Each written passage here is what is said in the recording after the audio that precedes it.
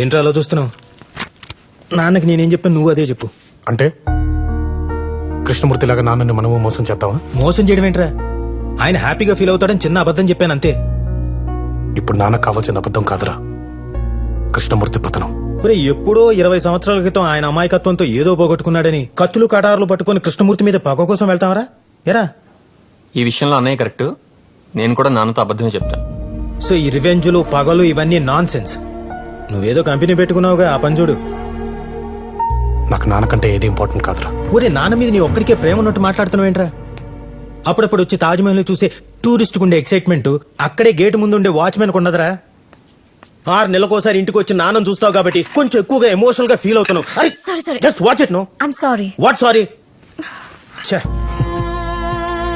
ఏం నవ్వుతున్నావు?